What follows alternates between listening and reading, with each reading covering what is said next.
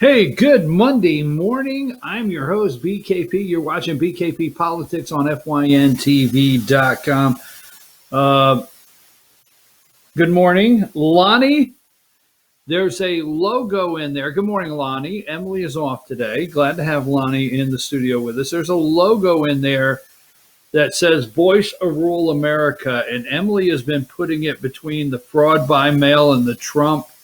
If you could see that in there anywhere, it's okay if you don't, but she's been putting it right under the fraud by mail. So good morning, Lonnie. And also, as we start, show everybody how they can contact the show, get in touch with us this morning, and also follow us on social media. I think you have the one up for the Studio A. I don't know. I think it's supposed to go on the other side of me, but no big deal. Good morning. Hey, folks, we are going to discuss rhinos this morning. Again, I'm your host, BKP. President Donald J. Trump gave over an hour speech at CPAC yesterday afternoon. Now, a couple things. He did indicate, he did not say, I'm running for president of the United States, but he did indicate that he may run in 2024. So, do you think the others were there just in case he does not run, or auditioning for a VP slot? Now, remember, before we really take off this morning, it was a while ago that I cut out the Pence. Trump, I cut the Pence out. Okay. So I really feel pretty positive that in 2024, if Donald J. Trump chooses to run for office, it will not be Mike Pence. So I'd like to hear your guess at who would be. I'll give you the CPAC straw poll in a minute. I know Ron DeSantis, the governor of Florida, is very popular right now, and for good reason. But he came in second. But give me who you think. Text me 706-889-9700 or email me chief@fetchernews.com and tell me who you think, if Trump runs in 2024, who would be his pick for VP, and also who would, if he does not run, who do you think should run? Let's not do a CPAC, and who would you support? Now, timing could not have been any better for President Donald J. Trump yesterday to call out rhinos. So a lot took place yesterday in this speech. First of all, we are going to work together. So you start making your list wherever you're at in the United States of America, the greatest country on earth, America first. Start making your list of Republicans you want to purge, rhinos you want to purge out of the Republican Party. Pennsylvania, Pat Toomey, you got a full list. I mean, I have been told that your state, and I'm going to tell you here in the state of Georgia, we're the same way, okay? Now, a lot of times, I'm going to give you a great example. All too many times, we think representatives, U.S. representatives and senators, and we don't dig down into the good old boys, our buddies, our friends on the state level. And I'm going to tell you, the United States of America, the good old red, white, and blue, is jam-packed at the state level with rhinos. You see, if rhinos are not at the state level where elections are held, we don't have quite the problems we have today.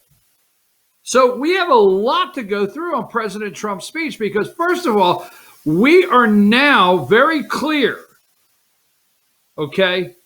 We will not accept gutless. All right. They did not have the guts or courage. So we have clear definition now from President Donald J. Trump, who is not leaving the Republican Party, is not starting his own party, and doesn't look to be going anywhere, and looks to be and sounds like he's going to be fully ready to go for 2022. Let me say this.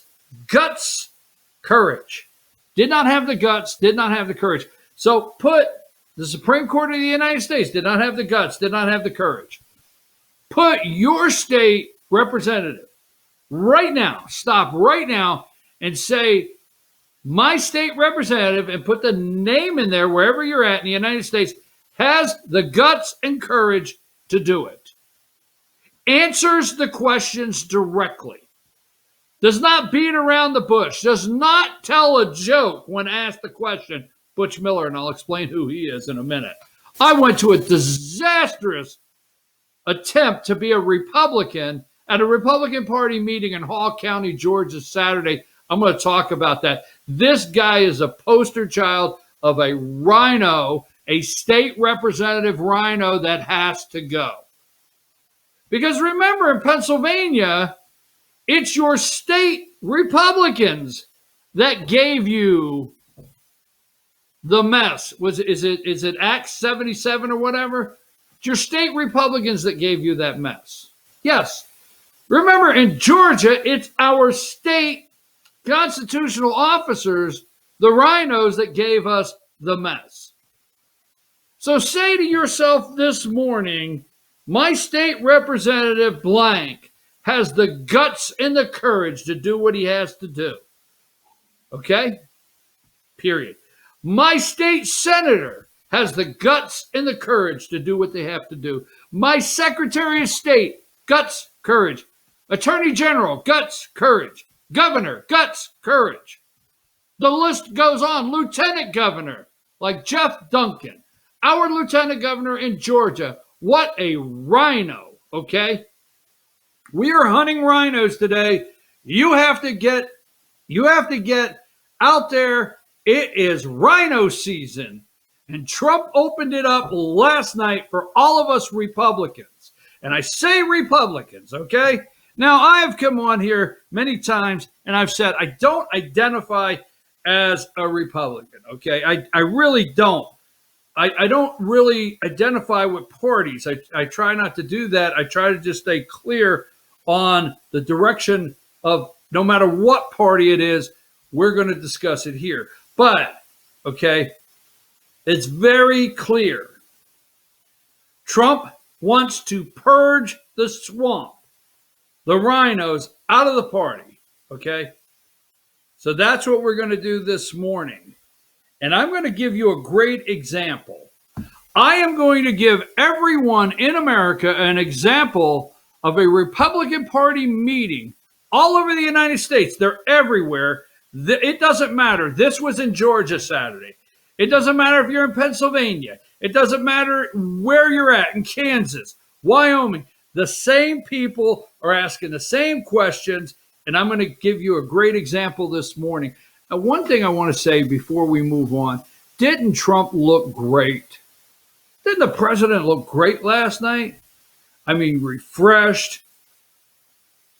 You know, I will tell you, when you watch someone come into office, so you watch George W., you watch Obama, you watch Carter, it didn't matter who. When you watch them come into office, there's this is how you look coming in office, and this is how you look like you've been the hell beat out of you going out of office. Trump was never afforded a day of peace. He didn't even get to rest on Sunday. 7 days a week, attack, backstabbing, phony, fake accusations, phony, fake investigations, impeachment, corruption, COVID. It doesn't matter. The man never enjoyed 1 day of peace before he actually went into the White House and leaving the White House. And if you look at him yesterday and Joe Biden, and people would think that, I am just picking on Joe Biden. I'm just being very accurate. The man there yesterday, 74 years old, right? Joe's 78. Joe is withered, decrepit, bumbling, stumbling. I mean, he is a disaster. Trump, full force, can still stand up for an hour and a half, command the room, give a very clear. He was so on message yesterday. And I want to say that, I know through the campaign, many said, well, he would do those rallies and he would get off message, and if he would stay on message. But I'm going to tell you what, President Donald J. Trump was so on target and on message. He stayed clear yesterday, and he spoke the truth. Now, CNN said, what did Jim Acosta said? CPAC, the big lie conference, right? Repeating the lie. All right. So I want to ask you a question, because we're going to take a break and then we're going to come back. And when we come back, we're going to start before we go to break, I want a couple more things on the Republican Party. We're going to start into the videos, just a handful from President Trump. And there's a couple points before break. The list, okay? And I think I want to say this now before I get into the break. The Georgia State Legislature is in full swing, and today, Monday, bills have to be out of committee, okay? Bills have to be out of committee today, all right? Now, the Georgia State Legislature has been working on HB, the House Bill 531, election integrity. And then the Senate has been working on SB 241 and many others. Today, their SB 241's in committee. There'll be a committee hearing at 3 o'clock. Now, late last week, a state senator decided that they ought to go back. They ought to strip out and amend SB 241. I think so. I think I'm accurate here. Want to amend it and go back to no excuse absentee ballots. Just no excuse whatsoever absentee ballots. And Butch Miller, second, he is the Senate President pro tempore, is that what it's called? Pro temp. He's second in charge in the Senate. Lieutenant Governor presides over the Senate. Bruce Miller, Senator, District 49, State Senator, second the motion to put back no excuse absentee ballots right back in there. That comes up today. But on the Sunday shows yesterday morning, there were a couple spots where they talked about Georgia, especially Chris Wallace, and I'm going to play that later today. But Georgia has national implications with their laws. Very important. So today, what perfect timing. How many Georgia state senators, House members, legislators under the Gold Dome in Atlanta have the guts and courage to do what they have to do? President Trump said we should have one election day. Agree. I agree. One election day. That's it. The only people that should be allowed to vote absentee are those with a good reason. Period. Not no excuse, a good reason. This is from the President of the United States, who has planned, by the way, for people like Butch Miller, Jeff Duncan, Brian Kemp, Brad Raffensperger, the list goes on. He has planned to stay in the Republican Party, by the way. So you need to listen up down there in Atlanta today on what he expects. The only people that should be allowed to vote absentee are those with good reason. Sick, military. There's a couple excuses and that's it. Eliminate mail-in voting.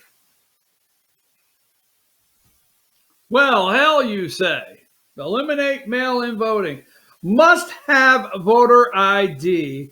We need universal signature matching. There should be 100% requirement to be American citizen to vote. Must have chain of custody for every ballot. Now, I want to say, we talk a lot about HB 531 and SB 241. There's a bill that they will not let happen in Atlanta, basically because the Atlanta Chamber of Commerce is against it, and it's HB 228. Now, President Donald J. Trump said there should be, you heard yesterday, 100% requirement to be American citizen to vote. So, Lonnie, give me number 4.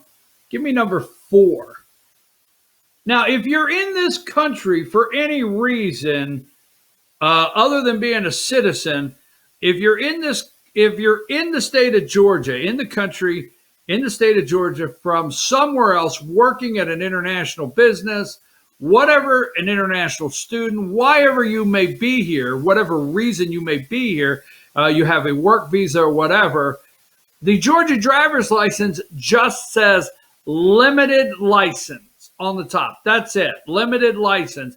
And what people don't realize, the poll workers, that it's not a legal form of identification to vote. HB 228 just wants to do this. Now you think about the RINOs out there. Bearer, not U.S. citizen, not voter ID. Limited term driver's license. All it says now in Georgia is limited term driver's license. All we want to do, the sentence on the top, that's all we want to put on the top of the license, HB 228, and they are killing that bill in Atlanta as we speak.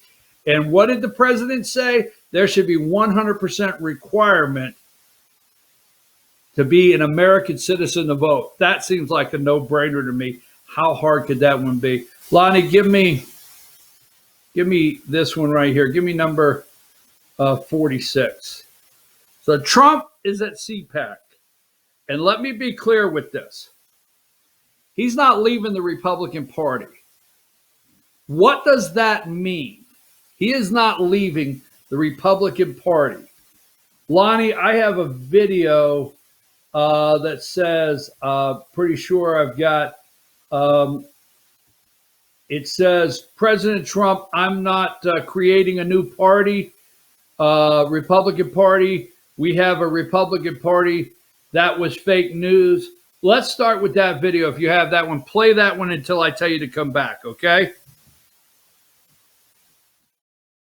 Friends, conservatives, and fellow citizens in this room and all across our country, I stand before you today to declare that the incredible journey we begun together, we went through a journey like nobody else. There's never been a journey like it. There's never been a journey so successful.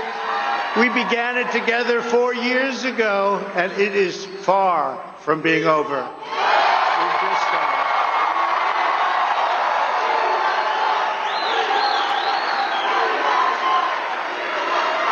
Our movement of proud, hard-working, and you know what this is? The hardest working people, hard-working American patriots, is just getting started. And in the end, we will win. We will win. We've been doing a lot of winning.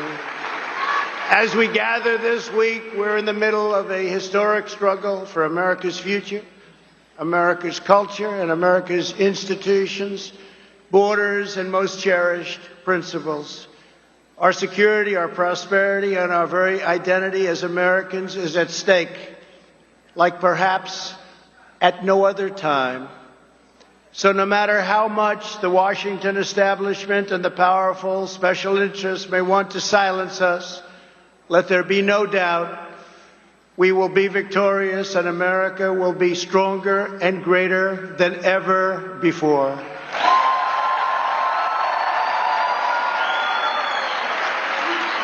I want to thank my great friends, Matt and Mercedes Schlapp. Matt, thank you. Thank you. Mercedes, thank you very much. And the American Conservative Union for hosting this extraordinary event. They're talking about it all over the world, Matt. I know you don't like that, but that's okay. All over the world. I also want to pay my love and respect to the great Rush Limbaugh.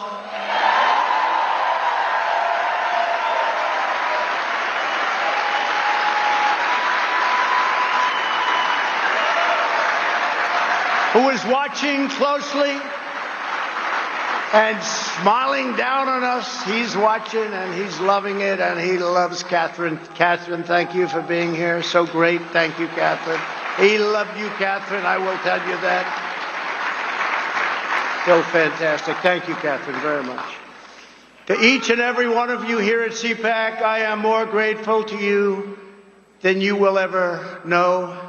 We are gathered this afternoon to talk about the future of our movement, the future of our party, and the future of our beloved country. For the next 4 years, the brave Republicans in this room will be at the heart of the effort to oppose the radical Democrats, the fake news media, and their toxic cancel culture. Something new to our ears, cancel culture. And I want you to know that I'm going to continue to fight right by your side. We will do what we've done right from the beginning, which is to win. We're not starting new parties. You know, they kept saying, he's going to start a brand new party. We have the Republican Party. It's going to unite and be stronger than ever before. I am not starting a new party. That was fake news. Fake news, no. Wouldn't that be brilliant? Let's start a new party and let's divide our vote so that you can never win. No, we're not interested in that. No, we have the Republican Party.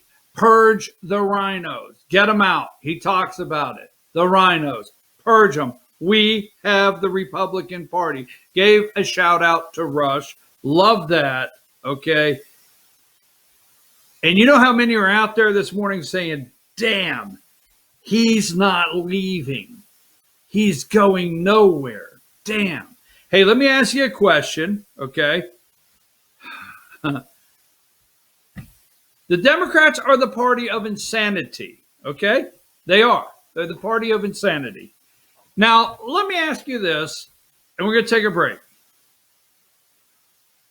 What are you more offended by? What are you outraged by? What if you're sitting there and you have 3 options, okay? Now, I guess for women out there, if a man asks you to play strip poker, how outrageous is that, okay?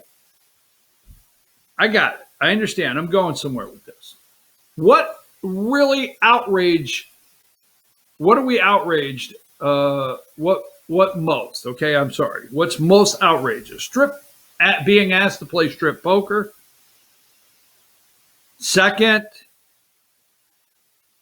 putting infected seniors with a virus, a deadly virus, back into a nursing home to infect other seniors and locking them in there and watching our seniors die in Michigan, Pennsylvania, New York with a deadly virus.